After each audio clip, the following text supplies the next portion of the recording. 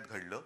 पण प्रत्यक्ष पालघर पासून साधारणतः 110 किलोमीटर अंतरावरती जिथे दादरा नगर हवेली वगैरे जो केंद्रशासित प्रदेश आहे, त्या सीमेच्या जवळ हे घडलं. काय घडलं नेमकं? लॉकडाऊन आहे. सगळीकडे जो तो कुठे ना कुठेतरी जाऊ इच्छितो, पण जाता येत नाही. आणि अशा परिस्थितीत हे दोन जे साधू होते, ते सरळ मार्गाने आपण जाऊ शकणार नाही म्हणून एका दुर्गम भागातून ते जात होते. जिथे गडचिंचली नावाचं एक गाव आहे. गडचिंचली गाव मी आपल्याला सर्वांना खास करून ज्यांना असं वाटते की हे मुद्दामून काहीतरी घडवलं गेले, हे दोन धर्मातलं काहीतरी आहे, त्यांना सांगू इच्छितो की आपला हा लॉकडाऊन उठवल्यानंतर मुद्दामून गडचिंचली गावात जाऊन बघा, हे गाव नेमकं कुठे आहे. पालघर पालघर पालघर, पण पालघरमध्ये हे गाव कुठे आहे? अत्यंत दुर्गम भागामध्ये हे गाव आहे. म्हणजे पाडा येतो, एक पाडा. तिथपासून एक साधारणतः काही मीटरवरती ही दादरा नगर हवेली म्हणजे सिल्वास वगैरे तो जो काय सगळा केंद्रशासित भाग येतो, त्याची ही हद्द तिथून सुरू होते. त्यावेळेला असं झालं की हे दोघं जण हे गुजरातमध्ये चालले होते. दादरा नगर हवेली त्या बॉर्डरवरती त्यांना अडवलं गेलं. अडवल्यानंतर त्यांना परत पाठवलं गेलं. आणि परतत असताना हा जो काय सगळा परिसर आहे, हा परिसर हा अत्यंत मी म्हटलं तसं दुर्गम आहे. तिथे गैरसमजुतीने त्यांच्यावरती हल्ला केला गेला आणि त्याच्या दुर्दैवाने त्यांची हत्या झाली. पण हा जो परिसर आहे, मग आता मला ह्याच्यात दुसरं कोणत्याही नाही, पण समजा या काळामध्ये आपण सगळ्यांनीच जर का माणुसकी पाळली, अगदी दादरा नगर हवेली जिथे त्यांना अडवलं गेलं, तिथे त्यांना अडवून रात्रभर ठेवून दुसऱ्या दिवशी जर का महाराष्ट्र सरकारकडे चौकशी केली गेली असती किंवा रीतसर सरकारच्या ताब्यात त्यांना दिलं गेलं असतं, तर त्यांच्यावरती ही पाळी आली नसती. पण केंद्रशासित प्रदेशात सुद्धा त्यांना प्रवेश नाकारला गेला. तिथून त्यांना परत पाठवलं गेलं आणि परतत असताना तो जो परिसर आहे, मग त्याची सीमा ठीक आहे, महाराष्ट्राची सीमा आहे, त्या केंद्रशासित प्रदेशाची सीमा आहे. त्या परिसरात गेले काही दिवस अशी एक अफवा आहे की इथे चोर फिरतायत.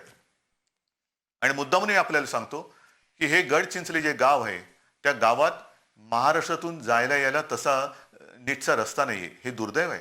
हे मान्य करायला पाहिजे आपण. म्हणजे आपल्या पोलिसांना सुद्धा तिथे जर का नीट रस्त्याने जायचं असेल तर दादरा नगर हवेली तिथून यावं लागतं. आणि त्यावेळेला तिथे येत असताना पोलिसांच्या गाडीवरती पलीकडच्या भागात, म्हणजे आपल्या हद्दीत नाही, पलीकडच्या भागात त्या गाडीवरती सुद्धा हल्ला झाला होता. एकूण काय की ही जेव्हा घटना घडली तेव्हा पोलिसांच्या समोर पोलिसांवरती सुद्धा हल्ला झाला, त्या दोन साधूंवरती सुद्धा हल्ला झाला, त्यांच्या ड्रायव्हरला सुद्धा अत्यंत निर्गुणपणाने मारलं. मग काय झालं? साधूंची हत्या. क्यों आप चुप बैठे हो? चुप बीप कोई बैठा नाहीये.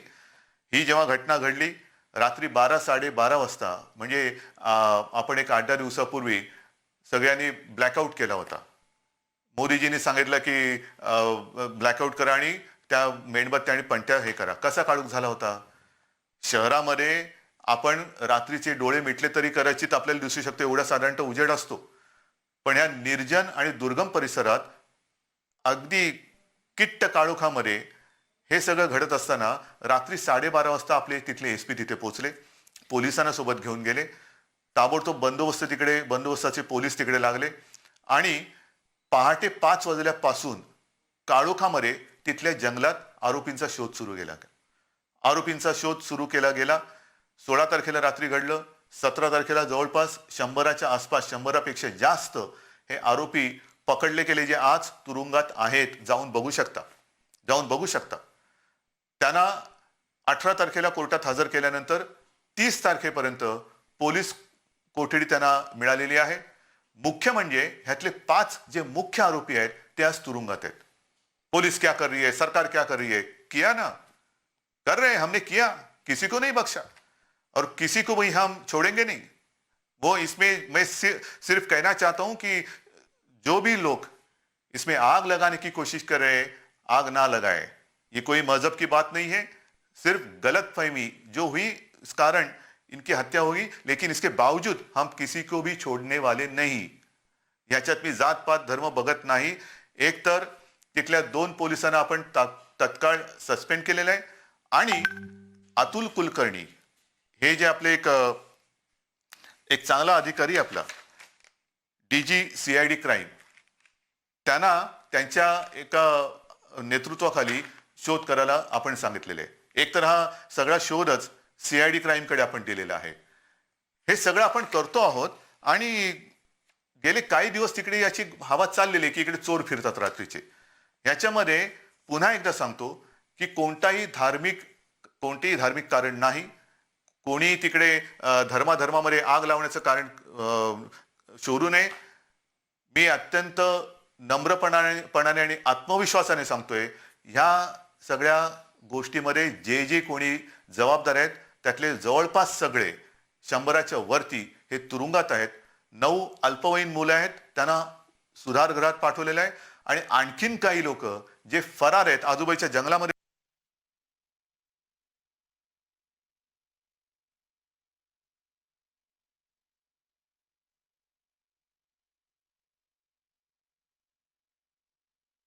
दादरा नगर हवेलीत गेले असतील, या सगळ्यांना शोधून काढून त्यांना शिक्षा केल्याशिवाय महाराष्ट्र सरकार गप्प बसणार नाही. आणि म्हणून उगाचच आदळआपट करण्यात कारण नहीं है.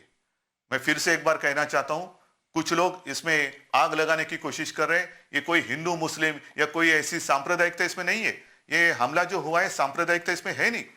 ये दुर्भाग्य की बात है, गलत फहमी के शिकार हुए हैं, जो बहुत ही निंदनीय बात है. एक तो मैंने जैसे पहले कहा कि ये जो इलाका है आने जाने के लिए बहुत ही कठिन है, बहुत ही कठिन. जिसे मराठी में कहते हैं ना दुर्गम एरिया, दुर्गम मतलब आने जाने के लिए बहुत ही कठिनाई होती है और वहां जाना भी हो तो दादरा नगर हवेली से आना पड़ता है. उस रात जिस वक्त ये घटना हुई, ये जो साधु थे वो जाना चाहते थे गुजरात. उनको रोका गया. दादरा नगर हवेली जो सिलवासा वगैरह केंद्र शासित प्रदेश है, वहां सीमा पर उनको रोका गया, वहां से उनको लौटाया गया. अब ये कोई चर्चा की बात नहीं हो सकती. अगर मगर में कोई मतलब नहीं है. अगर वहां पर उनको रोका जाता और दूसरे दिन सुबह महाराष्ट्र सरकार के साथ कोई सलाह मशवरा करके इनके बारे में निर्णय हो सकता था, लेकिन हुआ नहीं. दुर्भाग्य की बात है. लेकिन मैं आपको वचन देता हूं, इसमें कोई भी सांप्रदायिक बात है नहीं. 100 से भी ज्यादा लोगों को हमने गिरफ्तार किया है, जिनको 30 अप्रैल तक पुलिस कस्टडी मिली है, पुलिस की हिरासत में है. इसमें 5 जो इनके मुखिया थे वो भी आज कस्टडी में है और 100-150 जितने भी हो, जो भी लोग इसमें शामिल होने की संभावना है, उनकी तलाश जारी है. और फिर से मैं एक बार कहता हूं कि जो भी लोग इसमें गलतफहमी फैलाने की कोशिश करेंगे, कृपा कर ऐसा मत करें. मेरी बात अमित शाह जी से भी हुई है. सुबह उनका फोन था, कल योगी जी का भी फोन था और उनको भी मैंने सारी बात समझाई है. अमित भाई ने भी, उनको भी पता है कि यहाँ कोई अगल बगल में ऐसी कोई दूसरे संप्रदाय या मजहब के लोग रहते नहीं है. तो इसमें सांप्रदायिकता की बात है ही नाही. ह्याच्यामध्ये धर्मांधता नाहीये. अमित शहाशी मी जेव्हा बोललो, त्यांना पण हे ते अर्थात ते देशाचे गृहमंत्री, त्यांच्याकडे पूर्ण माहिती येत असते. आणि त्यांनी सांगितलं की उद्धवजी मुझे पता है यहाँ ऐसी कोई बात हुई नहीं है, फक्त एक काळजी घ्या. म्हटलं काळजी घेतलेली. काल उत्तर प्रदेशच्या मुख्यमंत्र्यांचाही फोन आला होता. त्याने मी सांगितलं की हे मॉब लिंचिंग हा जो प्रकार घडतो इकडे तिकडे घडलेला आहे आतापर्यंत, हा अत्यंत वाईट आहे. हा होता कामा नये. आणि झाल्यानंतर महाराष्ट्रामध्ये तरी तो सहन केला जाणार नाही. कारण काही असतील, महाराष्ट्रामध्ये तो सहन केला जाणार नाही. जसा पूर्वी 5 वर्षामध्ये सुद्धा काही काही ठिकाणी धुळे, चंद्रपूर वगैरे इथे तो घडला असेल नसेल, त्या कारणात मी जाऊ इच्छित नाही. पण आज तरी मी तुम्हाला वचन देतोय की याच्यात जे कोणी गुन्हेगार असतील, जे कोणी आरोपी असतील, त्यांनी हत्या तर केलेलीच आहे आणि पोलिसांवरती सुद्धा हल्ला केलाय. ते हल्लेखोर सुटणार नाहीत, सुटू शकत नाही, अजिबात सुटू शकत नाही. आणि म्हणून जो विश्वास तुम्ही आपल्या सरकारवरती दाखवतात, महाराष्ट्र सरकारवरती दाखवतात, हेच आमचं बळ आहे. आपका भरोसा ही हमारी हिम्मत है.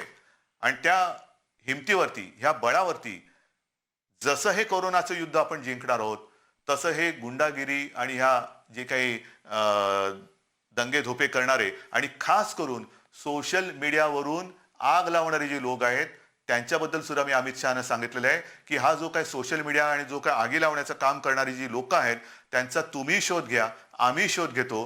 कारण प्रत्यक्ष एक होतं आणि आगी लावणारे दुसरे आगी लावून जातात, त्यांच्यापर्यंत झळा पोचतच नाहीत. तर त्यांना सुद्धा लवकरात लवकर शोध लावून पकडणं गरजेचं आहे. आणि अमित शहाशी मी बोललोय, राज्य सरकारला पण सूचना दिलेल्या आहेत.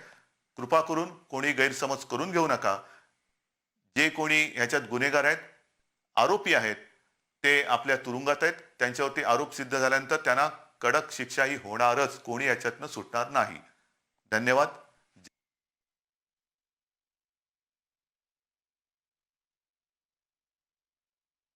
All right, that's being made very clear now by the Maharashtra Chief Minister. Remember, he's reacted and specifically addressed the concerning case of the Palghar lynching here, saying that the police is carrying on with investigations. Do not add to the confusion. Do not make this an issue of targeting one community. Do not add politics or communal lines. About more than 100 people have been detained.